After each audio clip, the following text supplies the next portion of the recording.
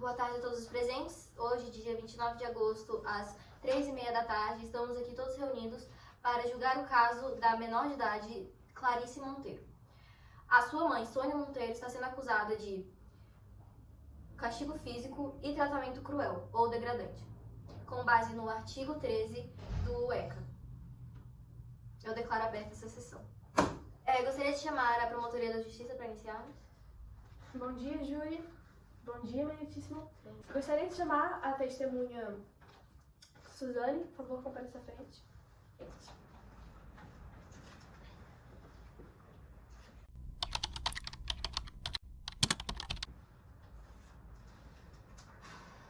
Coração, por favor.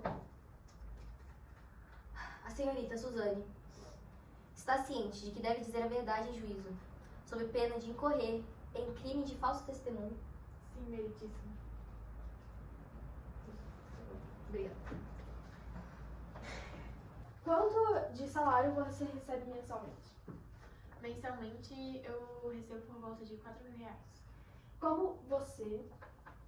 Isso aqui, meritíssimo, a cópia. Nós temos uma transferência feita diretamente da conta da mãe da vítima.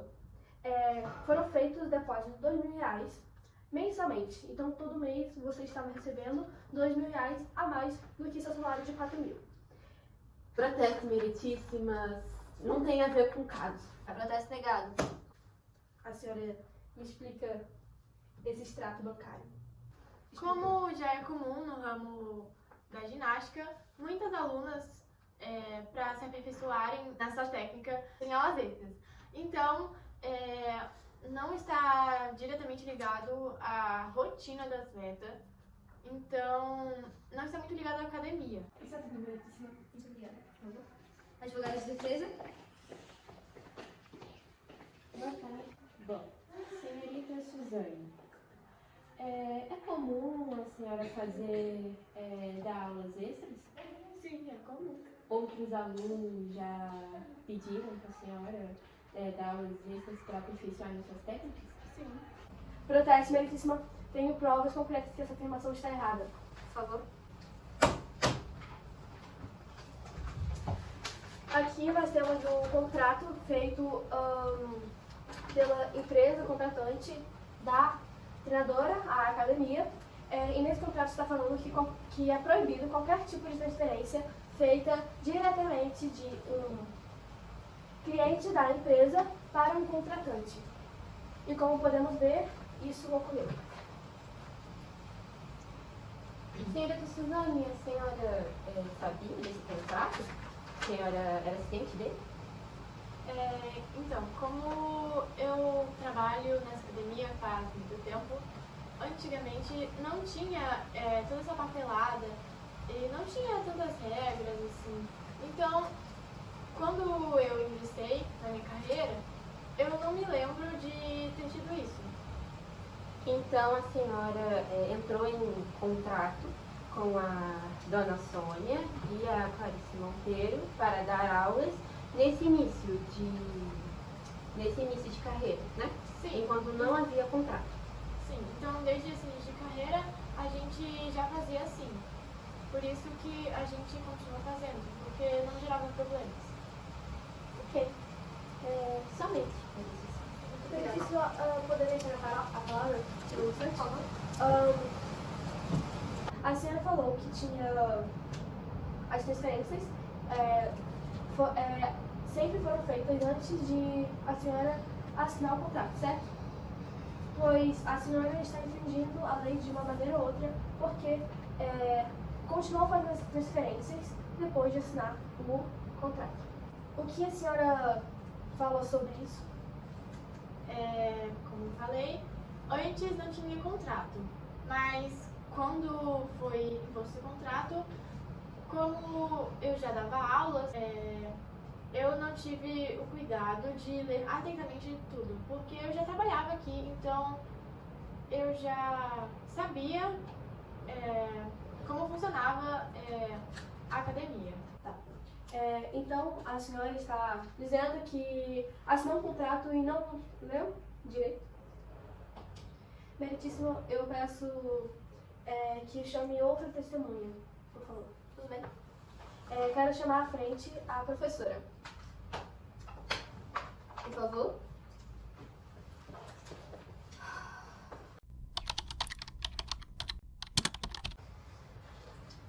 Está sua mão. Senhorita Helena, a senhorita está ciente de que deve dizer a verdade em juízo, sob pena de incorrer em crime de falso testemunho? Sim, meritíssimo. Tá bom?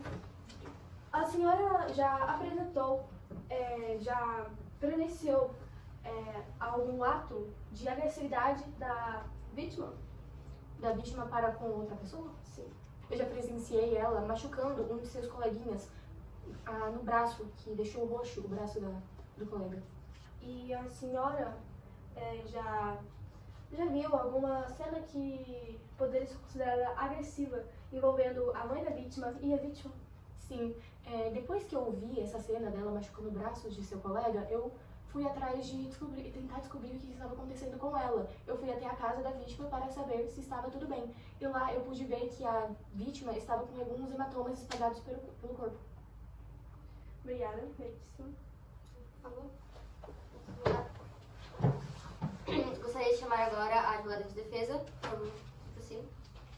Gostaria de chamar para testemunhar a senhorita Sânia Monteiro. Por favor. Prossiga.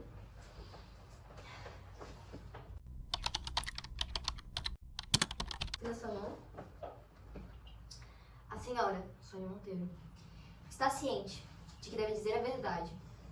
E está sob pena de incorrer em crime de falso testemunho, caso não faça. Sim, Meritíssimo. Muito obrigada. Senhorita Sônia, o relacionamento com a sua filha, a senhora considera bom, ruim? Claro, a gente é amigo uma da outra. Sim.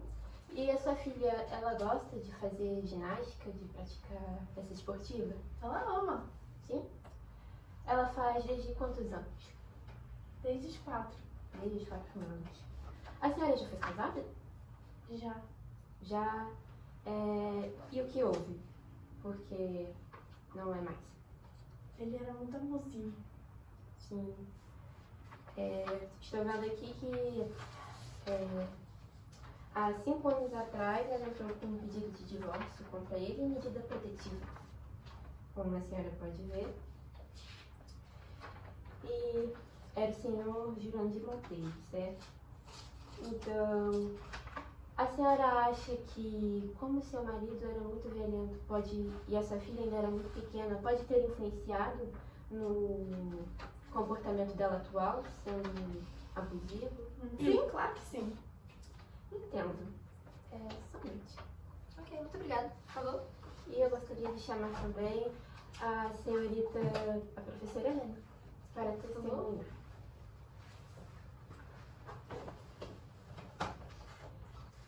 Professora Helena, mais ou menos quanto tempo a senhora sabe desses comportamentos violentos contra colegas de classe que a Clarice tem tido? Contra colegas de classe que ela tem tido, eu, como professora, só flagrei ela esta vez, pois eu não sou uma professora antiga dela. Sou do Ensino Fundamental 2. Eu dou aula para ela no 6º ano, quando ela tem 11 anos. Então, desde que eu vi isso, também comecei a procurar relatos de outras professoras antigas dela, professoras do ensino fundamental, e escutei relatos de que ela começou a ter esses comportamentos quando tinha por volta de 6 anos. Sim, podemos ver aqui no histórico escolar dela várias suspensões, ocorrências, e principalmente contra desrespeito contra professores e também agressão física contra colegas. A senhora concorda que com 6 anos, mais ou menos, né, que estava no período de divórcio dos pais, com 6 anos uma criança ela não tem maturidade suficiente para poder digerir esses sentimentos e ela pode acabar descontando de maneira indevida nas pessoas ao seu redor? Eu concordo. Concorda? Ok, sem mais perguntas. Ok, muito obrigada. Gostaria de chamar agora, por favor, a promotora de justiça. Júri, gostaria de chamar a professora, por favor. Compare essa frente. Pode ir. A senhora já respondeu, mas eu queria perguntar novamente. Quando a senhora viu o comportamento vindo da vítima. A senhora, como já mencionou, foi até a casa da vítima. E o que a senhora viu? Quando eu fui para a casa da vítima, para poder entender o porquê ela estava tendo esses comportamentos, eu vi que ela estava com hematomas espalhados pelo corpo dela. A senhora não chegou a ver nenhuma cena de agressividade por parte da mãe? Eu já vi uma vez ela, quando fui buscar a filha na saída, tendo um comportamento meio agressivo, meio como se estivesse puxando a orelha, sendo grossa com a filha. Você acha que isso iria muito mais do que só uma simples bronca? A senhora já viu, tem motivos para acreditar que isso seria mais uma coisa pessoal do que uma coisa para ensinar uma simples lição à filha? Eu achei que o tom da mãe estava muito agressivo. Era alguma coisa que não fugia do comum, do normal. Podemos ver aqui que o caso da Clarice de agressividade vai muito além da perda do pai na vida dela. Clarice, ela, como vimos, tem uma agressividade muito frequente. Relatos como o da professora, do aluno que ela bateu e relatos de agressões da mãe, tanto física, certo? Como na maneira de falar. Podemos ver que não é só uma simples perda na vida dela que está gerando esse comportamento agressivo. Mesmo gostaria de chamar a nossa treinadora, por favor. Treinadora, poderia tirar os óculos por um momento? Meritíssimo, é mesmo necessário? Por favor, já pedi. A senhora poderia nos contar como foi feito esse machucado? Em uma das aulas que eu estava fazendo, enquanto eu estava treinando uma ginasta na barra, ela sem querer fez um movimento errado e o pé dela foi no meu olho. Mesmo, eu gostaria de mostrar uma prova sobre o caso. Como a senhora pode ver, são gravações feitas no dia do suposto acidente que provam que a vítima teve mais um comportamento agressivo, só que dessa vez não em um colega da escola, mas sim na própria treinadora. Eu não queria prejudicar a aluna em seu desempenho acadêmico com mais uma falta, porque como ela já apresenta comportamentos agressivos, ela teria mais uma penalidade e eu não queria que ela se prejudicasse na competição. Foi por isso. A senhora tem noção de que acabou de quebrar o juramento que foi feito antes de começar a sessão? Está tudo bem? Sim. Ok, Nesse lugar. Estaremos encaminhando agora para o final da nossa sessão. Gostaria de chamar a nossa advogada de defesa, por favor, vem em frente. Senhora meritíssimo, sim, júri, gostaria de concluir agora, com as provas, de que Clarice Monteiro é apenas uma aluna de ginástica e ela com um passado triste, com um passado que envolve um período difícil de divórcio entre os pais e que acarretou ao mau comportamento, futuramente acarretou com o mau comportamento da filha. E eu também queria dizer que, com a senhorita Sônia sendo culpada, isso, consequentemente, daria na perda da tutela da criança. E, portanto, é imprescindível observar que a falta de contato entre mãe e filha pode acabar prejudicando ainda mais. E também temos apenas o testemunho da professora, que diz que ela se mantém violenta contra os colegas de classe e que também viu hematomas na menina. Mas, do mesmo jeito que ela agredia os colegas, acredito que os colegas poderiam revidar essa briga. Então, os hematomas poderiam ser das brigas. Apenas somente. Obrigada, por favor. Promotora? Eu acredito que esse último argumento usado é inválido, porque se os machucados da vítima fossem de colegas de classe, isso com certeza teria tirado um movimento grande da escola. Nossa professora saberia e os outros professores também saberiam. Mas como ninguém soube desses supostos machucados feitos pelos colegas, eu diria que é inválido. Meus argumentos se baseiam no fato das transações bancárias que foram feitas da conta da mãe da vítima para a treinadora, para tentar o silêncio da treinadora. Os fatos agressivos da garota, que aconteceu tanto na escola quanto com a própria treinadora, seriam consequência dos abusos que ela sofre em casa. Apesar da perda do pai, a mãe, como a gente pôde perceber, foi que a mãe ela estaria influenciando esse lado agressivo, batendo muitas vezes em sua filha, com o próprio fato da professora ter já visto machucados e também já ter visto a mãe tendo um ato agressivo com a vítima. Seriam esses os meus argumentos finais. Ok, muito obrigada, por favor. Bom, com esses argumentos finais, nós chegamos ao final do nosso caso. Eu estarei pedindo que o júri, por favor, tome suas posições e, por favor, expresse suas opiniões para mim.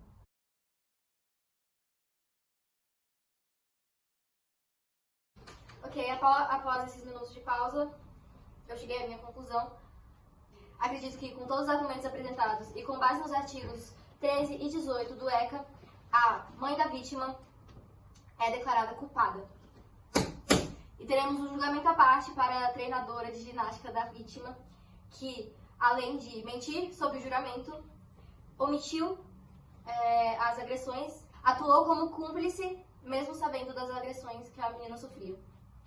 Você vai responder por infração administrativa por omissão e por mentira sob juramento. Eu declaro encerrada essa sessão. Com base em todos os argumentos apresentados, eu cheguei à minha conclusão de que a mãe da vítima é inocente. E a treinadora de ginástica, que por haver mentido sob juramento sobre o seu hematoma roxo no olho, vai sofrer um julgamento à parte em outro dia. Entraremos em contato. Eu, com isso, declaro essa sessão encerrada. Tudo bem.